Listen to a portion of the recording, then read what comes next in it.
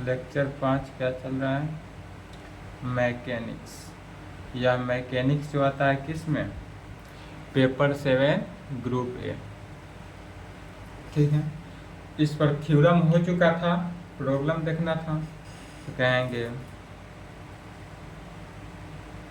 Problem on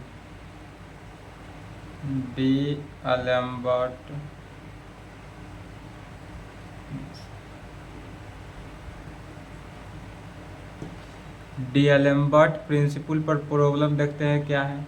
compound pendulum पर फिर देखा जाएगा। चलिए इसका क्वेश्चन लिखते हैं। क्वेश्चन का लैंग्वेज रहता है डी'एलेम्बर्ट पर ज़्यादा, बट सॉल्यूशन में लैंग्वेज इतना नहीं मिलेगा। चलिए क्वेश्चन लिखे तो साथ साथ, क्योंकि ऊपर से मिटाएंगे क्वेश्चन लिखा हो जाएगा। तो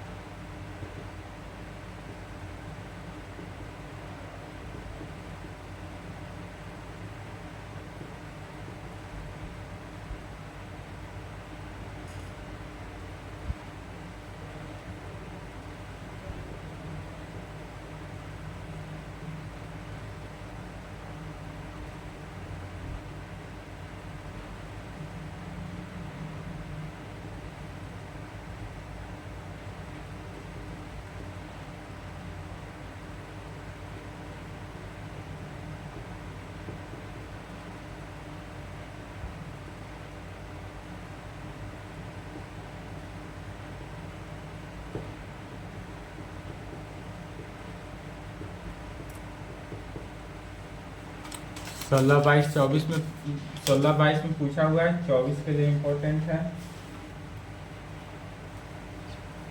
ये क्वेश्चन ही है। क्वेश्चन को पहले समझ लेना है। कह रहा है कि a plank of mass m। सबसे पहले प्लैंक क्या है? तो प्लैंक नाम नए वर्ड सुने। प्लैंक का हिंदी होता है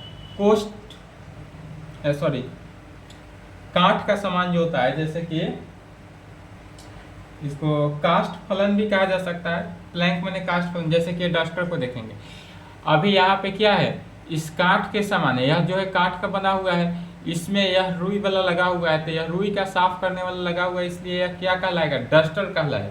लेकिन इसी डस्टर से यदि रुई का यहाँ से इसको निकाल कर हटा दिया जाए तो यह क्या बन जाएगा? काठ का एक फलन बन गया।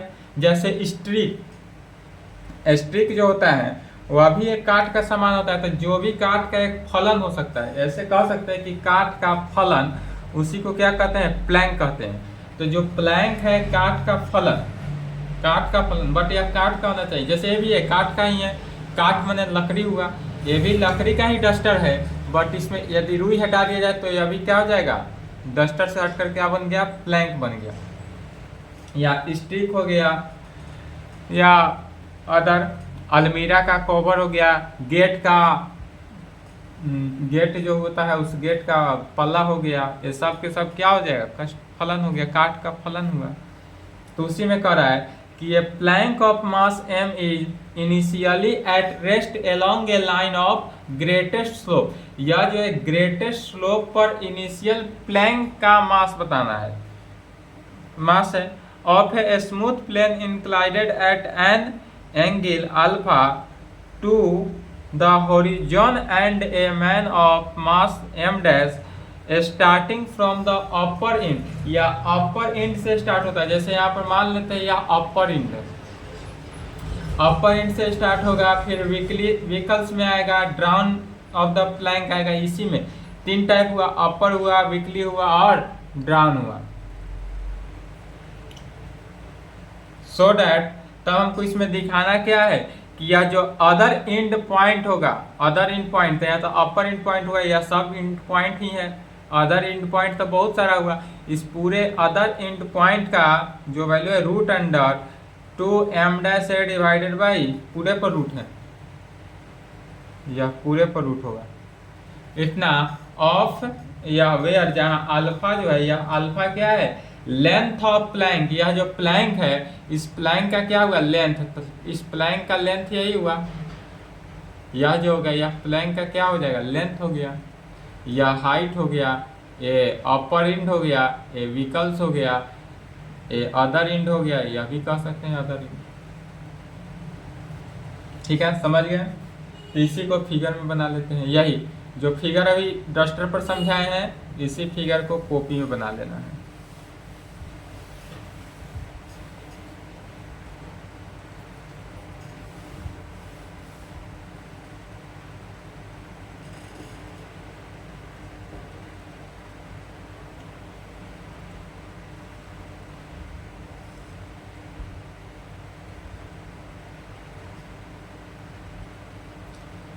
ए बी, यदि यह जो डस्टर का एक पॉइंट ए ले लिया जाए, दूसरा पॉइंट बी ले लिया, ए से बी जो हुआ इसको जी ले लिया गया, यह जो होगा एम जी, यह जो होगा एम डैश जी, एम डैश जी, और एम डैश जी से लेकर ए के बीच का जो डिस्टेंस हुआ वह एक्स हो जाएगा, स्मॉल एक्स, और इसके बीच का एंगल क्या हो गया, अल्फा, और इसके बीच का एंगल जो हुआ वह। तब अब जो फिगर बना या जो समझाए हैं उसी को फिगर में बनाया, अब इसी को फिगर को लिख रहा है।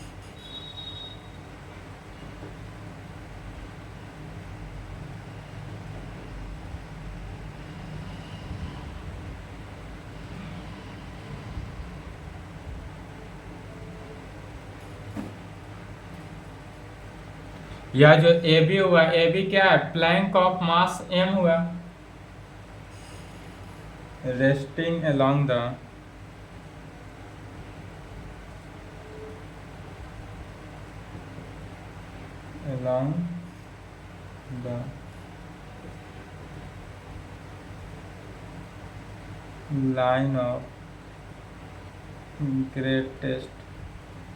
line of greatest slope of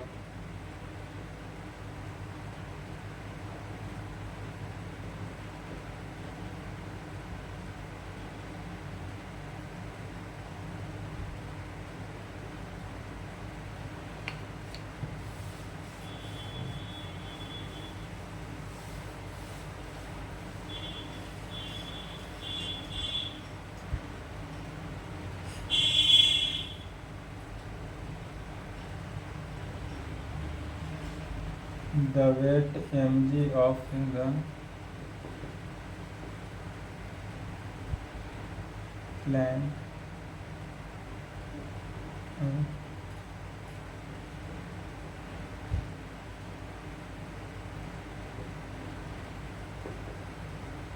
act through G, यह जो G है इसी पर act through G और यह सच दैट इस प्रकार होगा कि ए जी जो होगा यह ए जी कितना 1/2। फिर कहेंगे the man starts from A lake the move drown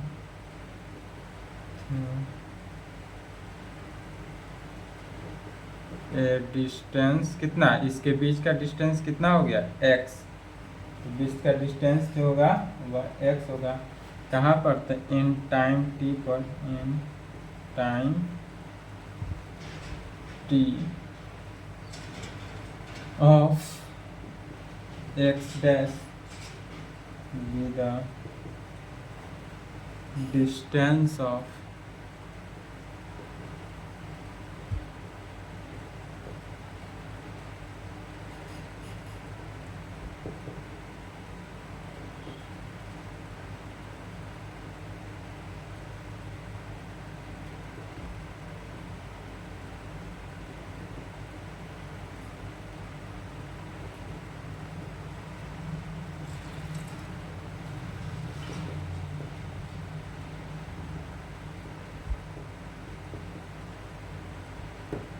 position from Aden, तब इसके बीच का पोजीशन इसमें क्या होता है,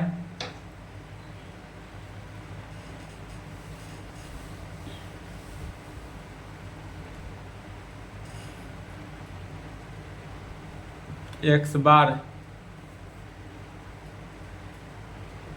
बार इज इक्वल टू हो जाएगा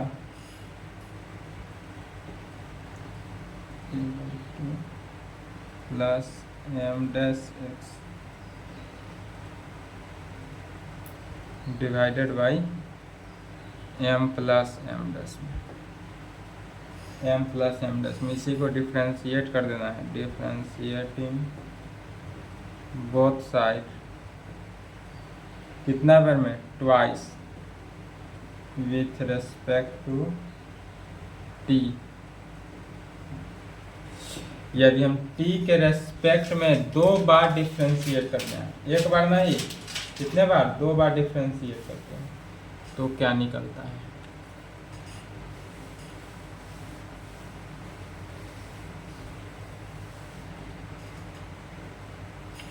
हाँ तो पहला तो निकल जाएगा d2x bar by dt square is equal to, अब यहाँ से कांस्टेंट वाला जो टर्म है उसको पहले ले लेते हैं, तो m dash divided by m plus m dash क्या हो गया, कांस्टेंट बनकर बाहर इनटू x है, तो x का क्या हो गया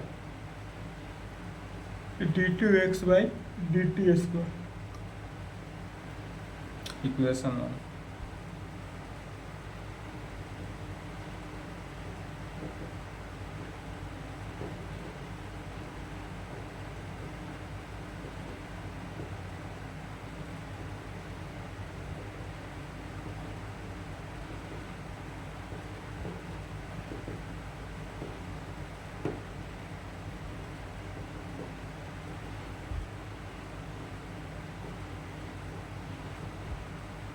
d2x बाई dx स्क्वायर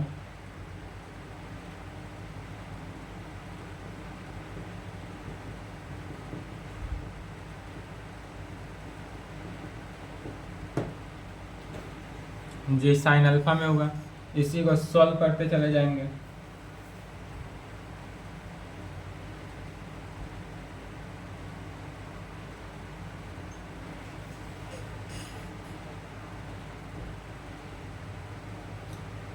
क्या हो जाएगा, m dash d2x bar by dt square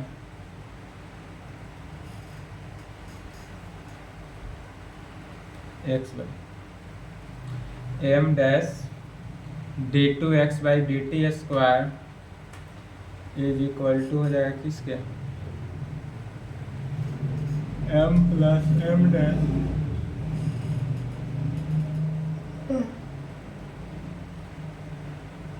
m plus m dash g sine alpha.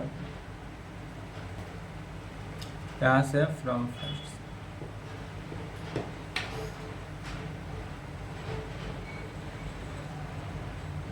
TFT। तो यहाँ से क्या किया गया, इस वैल्यू को इक्वेशन फर्स्ट से लिखा गया, तब यह वैल्यू यहाँ पुट किया। अब इसी को सॉल्व करेंगे। अब इसको सॉल्व किए तो क्या आएगा सो देखना है।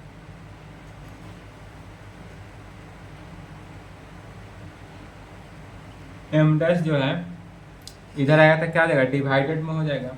इक्वेशन 1 को लिख लेते हैं।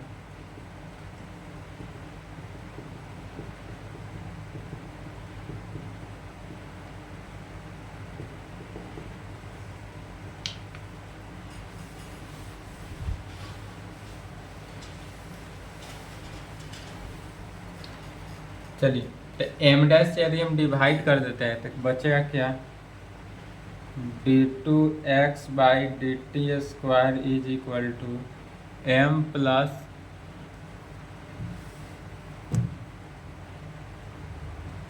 d2x by d t square is equal to m plus m dash divided by m dash g sine alpha.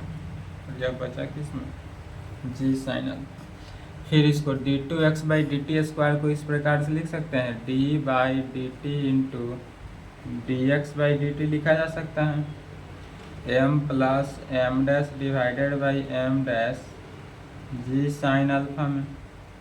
फिर dt को right hand side cross multiplication करके भेज सकते हैं, तो क्या हो जाएगा, dx by d t is equal to m plus m dash divided by m dash g sine alpha into d t into d t, या डी इंटू न हुआ, डी इंटू डी टी को डिवाइड किया। अब इसी को integrate कर देना है। जब इसको इंटीग्रेट किए तो लेफ्ट में बचा क्या, d x by d t is equal to, यह पूरा कांस्टेंट बनकर बाहर, कांस्टेंट बनकर क्या हो गया बाहर। अब dt हुआ तो इस dt का इंटीग्रेशन क्या हो जाएगा, t, अब प्लस c1 आर्बिट्ररी कांस्टेंट ले लेते हैं, इसको इक्वेशन 2 मान लेते हैं। फिर कहेंगे इनिशियली व्हेन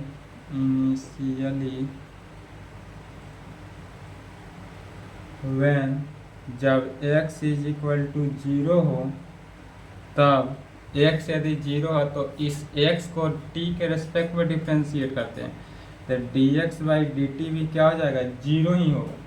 0 का डिफ्रेंशिएशन 0 कब हुआ, जब इनिशियली पॉइंट पर, जब कोई वस्तु मान लेते हैं यहाँ से यहाँ तक कोई पाथ किया, यहाँ पर चलना कोई प्रारंभ करता है, जिस बिंदु पर चलना प्रारंभ किया वही हमारा क्या कहलाता है, इनिशियल पॉइंट कहलाया। तो इस इनिशियल पॉइंट से भी कोई चलना प्रारंभ करता है, तो यही हमारा क्या हुआ, इनिशियल पॉइंट। तो x का वैल्यू 0, वहाँ पर 0 हो जाता है, तो dx बाई डी टी भी कितना 0 हुआ।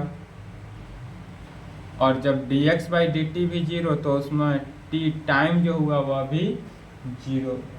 तब इसका जो वेलोसिटी हुआ, वन टाइम डिफ्रेंशिएट करने का मीनिंग क्या हुआ, वेलोसिटी। यदि इनिशियल पॉइंट 0 हुआ तो उसका वेलोसिटी भी 0 होता है, एक्सीलेशन भी 0 होता है और टाइम भी 0 ही है। इसलिए कहेंगे फ्रॉम 2 से,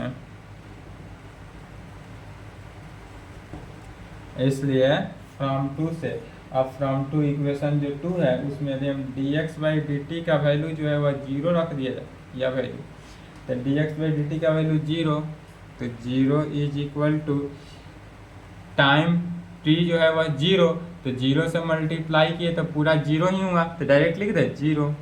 कैसे हुआ, m plus m dash divided by m dash into g sine alpha into 0 time t 0, तो पूरा 0 हो जाएगा। अब प्लस c1, दिस इम्प्लाइड, यहाँ से c1 का वैल्यू क्या निकला, g1। यह जो आर्बिट्ररी कांस्टेंट था c1, वह वैल्यू हमको निकल गया 0। अब यह आर्बिट्ररी कांस्टेंट को इक्वेशन 2 में पुट कर देना है। We put this value in 2, equation 2 में यदि हम पुट करते हैं तो क्या आ जाता है, सो देखो तो d x by d t is equal to m plus m dash divided by m dash g sine alpha into t. अब प्लस C1 का वैल्यू तो जीरो रखेंगे, तो जीरो हुआ तो जीरो छोड़ देते हैं, टी तक ही रहने देते हैं। अब यही dx या dt जो है उसको भी क्या करेंगे, राइट साइड भेजेंगे। क्रॉस मल्टीप्लीकेशन किए तो dx इज इक्वल टू क्या हो जाएगा, m plus m dash divided by m dash g sine alpha into t. Right side गया तो क्या हो जाएगा dt। फिर इसको इंटीग्रेट कर देंगे एक बार और। जब इंटीग्रेट किए तो क्या हुआ, dx का इंटीग्रेशन dx, तो x हुआ left side, right hand side क्या हो जाएगा, यह कांस्टेंट बनकर बाहर क्या, m plus m dash divided by m dash g sine alpha, पूरा कांस्टेंट बनकर बाहर हो गया। अब t dt, तो t का डिफ्रेंसिएशन टी स्क्वायर बाई 2 हो जाएगा। अब प्लस आर्बिटरी कांस्टेंट C2 मान लेंगे, इसको इक्वेशन 3, आर्बिटरी कांस्टेंट C2। फिर इनिशियली पॉइंट पर देखना है। अब यदि इनिशियली पॉइंट t, अब t टाइम पर देखेंगे तो t यदि इनिशियली पॉइंट हो और वह 0 आता हो, कहेंगे इनिशियली t यदि 0 हो तो x भी क्या हो जाएगा, 0 हुआ। अब इसलिए फ्रॉम 3 से इसको इक्वेशन 3 में, तो x का वैल्यू 0 और या पूरा वैल्यू t का वैल्यू 0, तो 0 का स्क्वायर 0 और 0/2 0, और फिर 0 से पूरे में मल्टीप्लाई किए तो यह भी 0 हो जाएगा, 0 प्लस C2, अर्थात यहाँ से C2 का वैल्यू जो निकला वह क्या निकला, 0। अब फिर इस C2 के वैल्यू को पुट कर देना है कहाँ पर, इन एबव इक्वेशन 3 में। अब कहेंगे we put C2 is equal to 0 in 3 विकेट। यदि हम C2 इज इक्वल टू, अब दिख रहा होगा, यदि C2 इज इक्वल टू हम 0 रख दे तब इस इक्वेशन में क्या हो जाएगा, x is equal to m plus m dash divided by m dash g sine alpha into t square by 2। और C2 का वैल्यू तो 0, तो 0 हो गया, तो यहीं पे क्लोज कर देंगे C2, तो टी स्क्वायर बाई 2, यहाँ से टी स्क्वायर का वैल्यू निकालते हैं, अर्थात t square is equal to क्या आ जाएगा, cross multiplication twice x m dash divided by m plus m dash g sine alpha में क्रॉस मल्टीप्लीकेशन किया, इसलिए टी का वैल्यू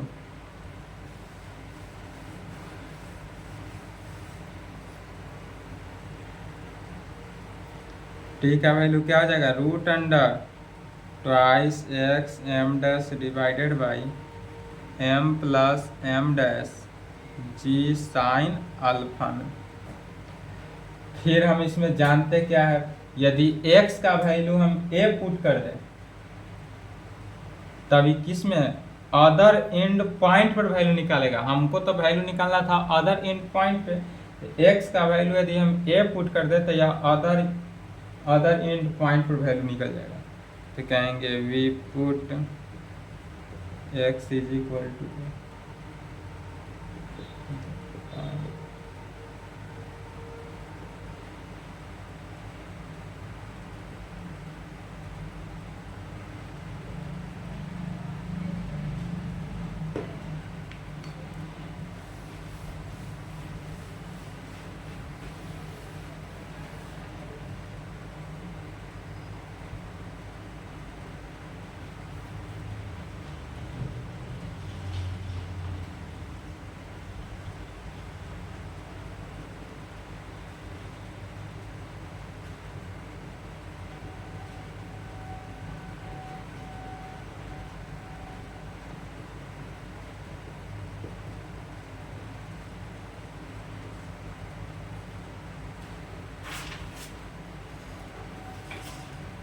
यही प्रूव करना था।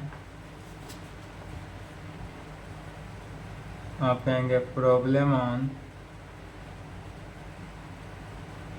Compound pendulum. कंपाउंड पेंडुलम पर इसका प्रॉब्लम निकालते हैं।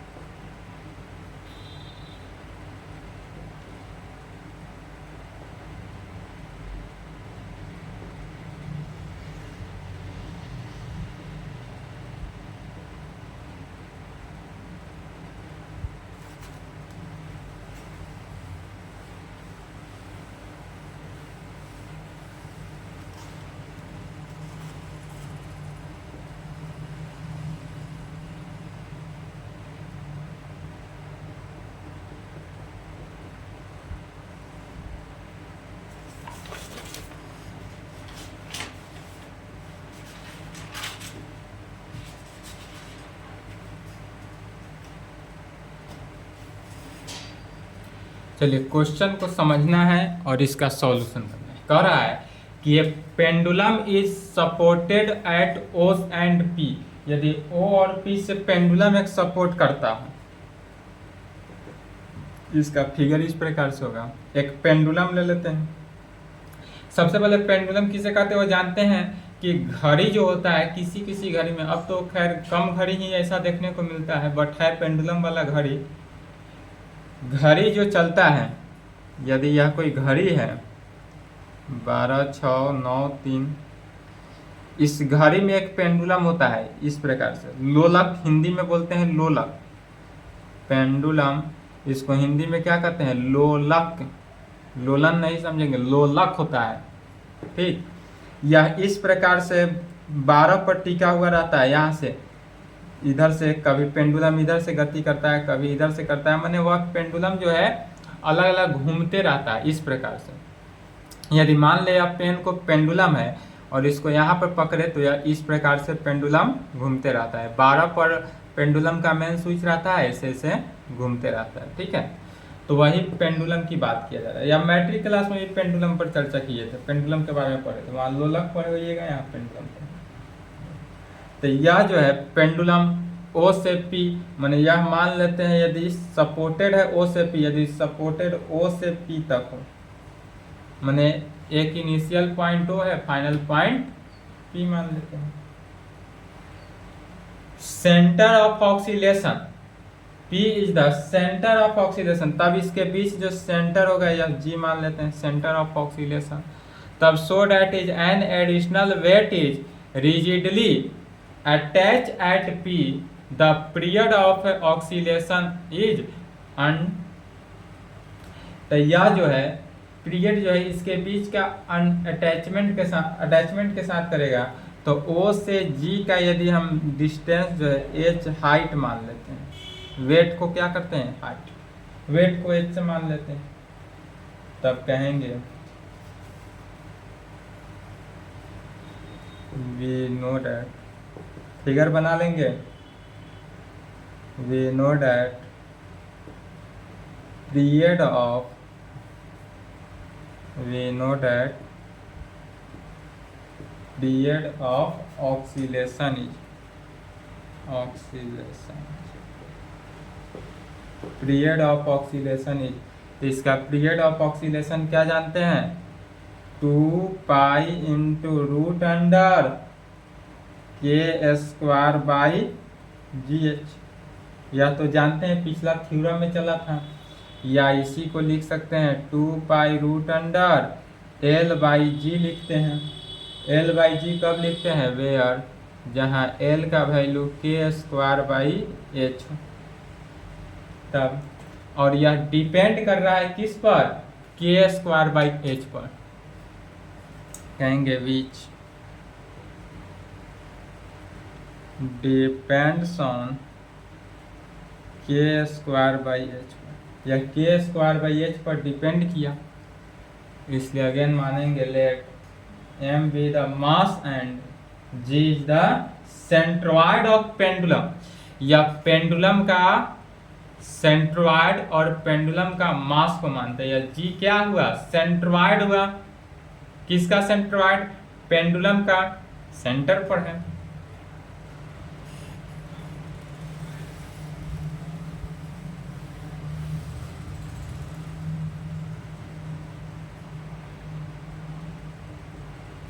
let m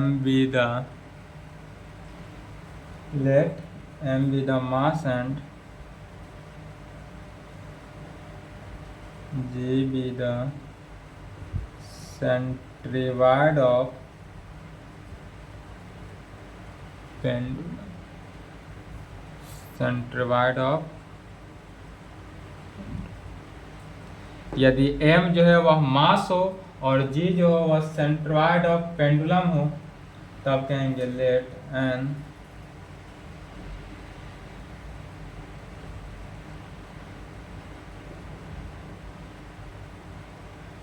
additional mass m is attached at कहाँ पर, यदि एडिशनल मास m हो तो यह एडिशनल मास m जो होगा वह अटैच होगा कहाँ पर, P पर, तब इस केस में कहेंगे in this case of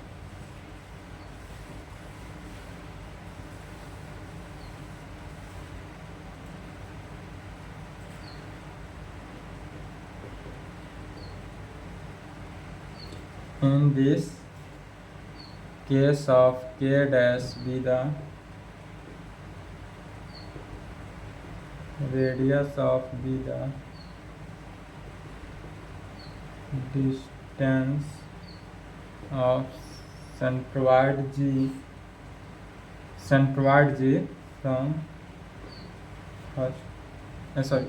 from कहाँ से, तो ओरिजिन यहाँ से जीरो से, और यहाँ जीरो से चले गए देन, तब कह सकते हैं वी नो डैट, क्या जानते हैं, m plus small m into k dash square is equal to m के square plus small m O P square, या पूरे का o से p के डिस्टेंस है, स्मॉल m क्या है, मास,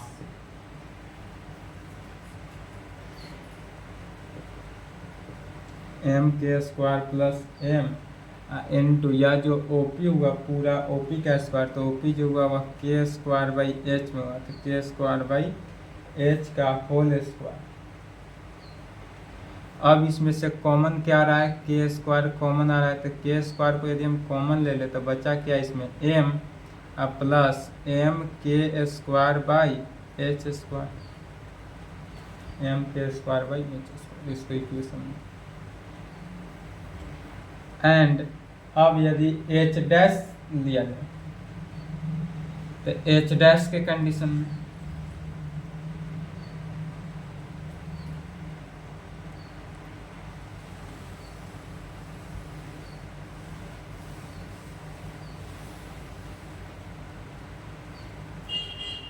and M plus M H, यह वैल्यू क्या हो जाएगा, तो M K square plus M into O P हो जाएगा। फिर ओ पी का वैल्यू कितना हो जाएगा, के स्क्वायर बाई एच, तो M K square plus M into के स्क्वायर बाई एच। यदि हम के स्क्वायर कॉमन ले लेते M plus M into 1/h, और इसको इक्वेशन 2 मान,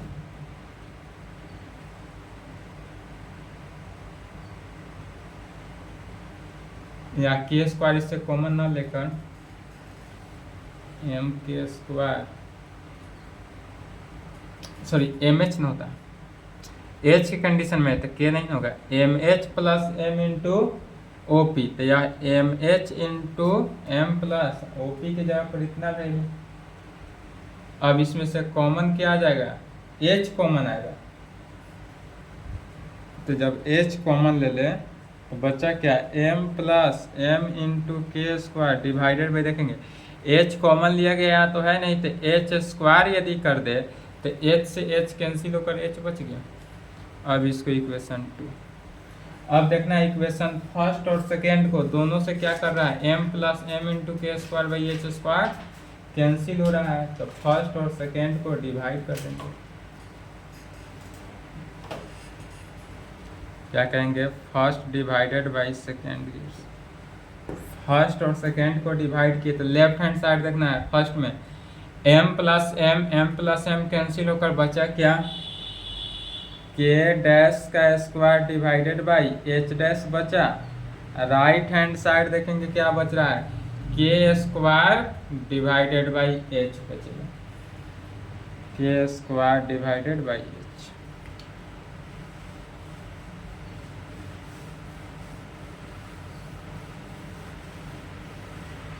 और यही हमको दिखाना था, which shows that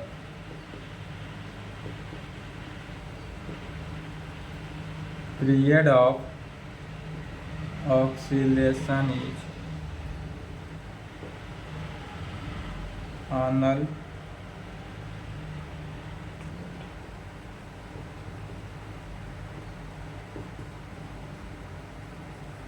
hence यही प्रूफ हुआ। इस प्रकार यदि कंपाउंड पेंडुलम पर प्रॉब्लम रहे तो बन जाएगा। एक और प्रॉब्लम देखना है, इसको खुद से सॉल्व करना है, नहीं अगर सॉल्व हो तब हमसे संपर्क करना, इम्पोर्टेंट है।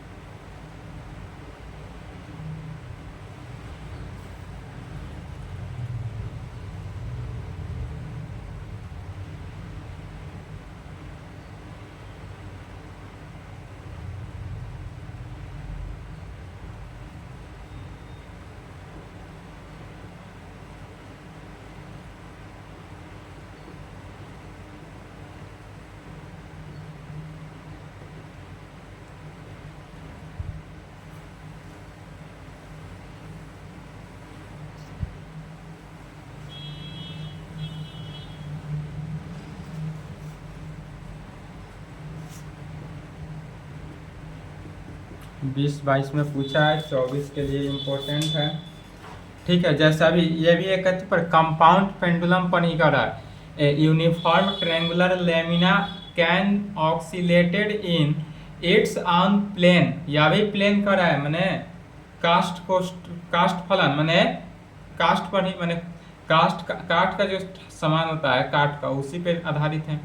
About an angle a proved at length of the सीमा इक्विवेलेंट। तो यह जो क्वेश्चन नंबर 1 जो पढ़े थे अभी जो बताए हैं किस पर, डीएलएम्बर्ट प्रिंसिपल पर 1 बताए थे उसको देख लेना है, और कंपाउंड पेंडुलम पर 1 बताए हैं। दोनों क्वेश्चन को कंबाइन करके यह क्वेश्चन सॉल्व हो जाएगा। तो कोशिश करेंगे बनाने का, यदि बन जाता हो तो ठीक है, नहीं बनता हो तो इस नंबर पे हमसे संपर्क करेंगे तो इसका सॉल्यूशन कर दिया जाएगा।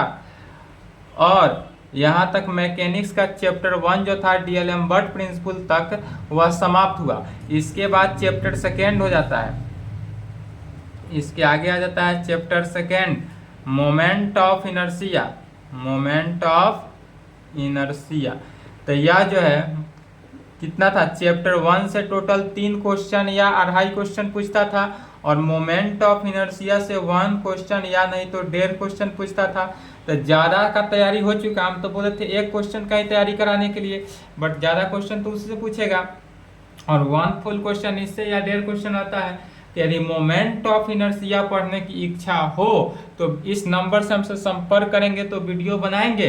अदरवाइज नहीं, अगर कोई मैसेज रिस्पॉन्स आया तो फिर इसके आगे जो नेक्स्ट क्लास होगा उसमें paper 7 group B attraction and यह अट्रैक्शन एंड पोटेंशियल स्टार्ट हो जाएगा नेक्स्ट क्लास में।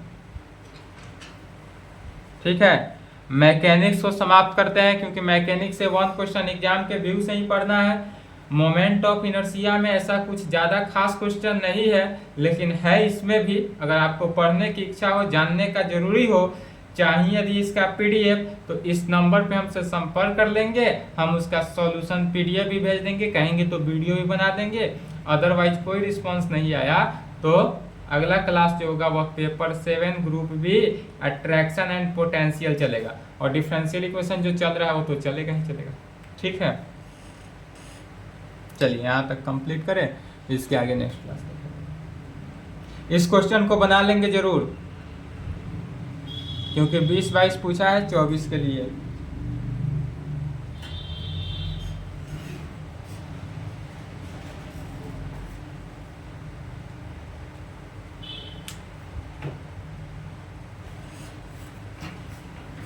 मैकेनिक्स समाप्त हुआ।